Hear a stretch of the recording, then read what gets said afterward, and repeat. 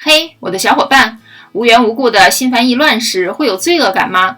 像许多其他人一样，可能会觉得自己不厚道，或者在没有明显理由的情况下感到悲伤、愤怒或焦虑是不对的。但如果还有其他原因呢？如果不是不厚道，而是很抑郁了呢？该如何区分呢？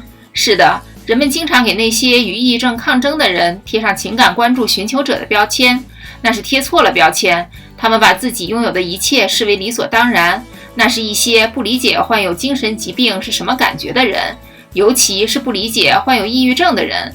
这支影片就来说说7个迹象表明一个人并非不感恩，只是抑郁了。1. 比平时更多自我批评。你真的对自己很苛刻吗？无数的研究表明，不断恶化的自尊以及强烈的自我憎恨和自我厌恶与抑郁症状密切相关。这种情况太多了，以至于美国心理学会决定将过度的毫无价值感作为诊断重度抑郁症发作的标准。所以，如果你最近感觉比平时有了更多的自我批评，不断为每一个小错误而自责，高度关注自己所有的负面特质且抱怨，那么抑郁可能就是原因了。2. 不再期待任何事情。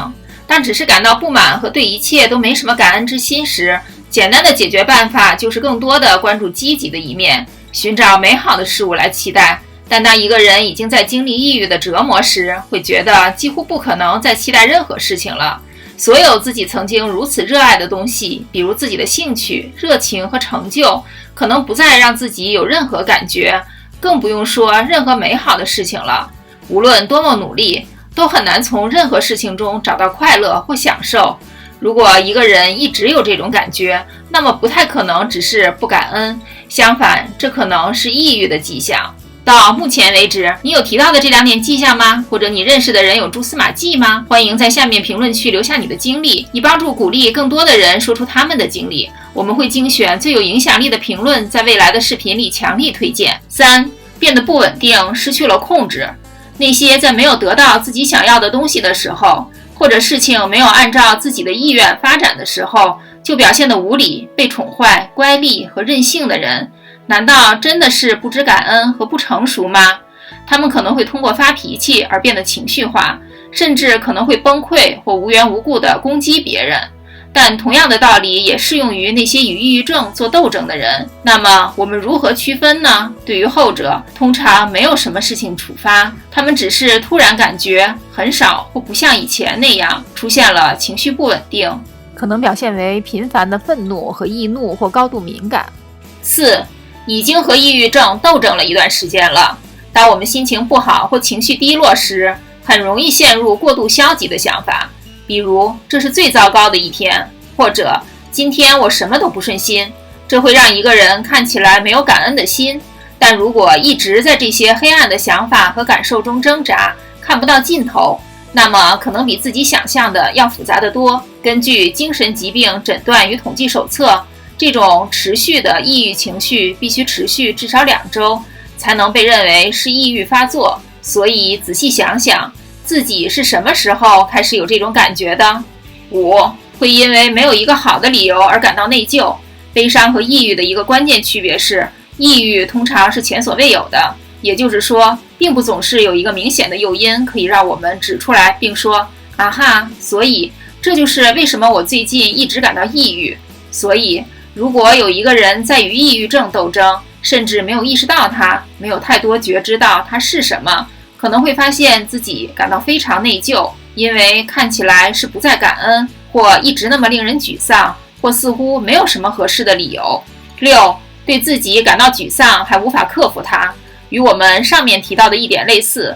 如果一个人患有未确诊的抑郁症，对于那些不理解的人来说，这看起来很像是过于令人吃惊和不知感恩，把生活中所有的美好事物都视为理所当然，经常会从他们那里听到一些虚情假意的主动提出的建议，比如幸福是一种选择，如果你真的足够努力，你就能从抑郁中振作起来。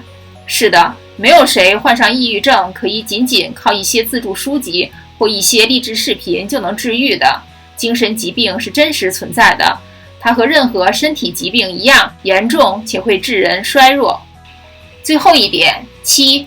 可以选择停止不感恩，无法选择停止抑郁。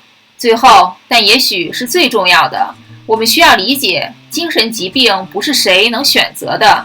有些人一生中大部分时间都在与精神疾病做斗争，这并不是因为他们没有付出足够的努力。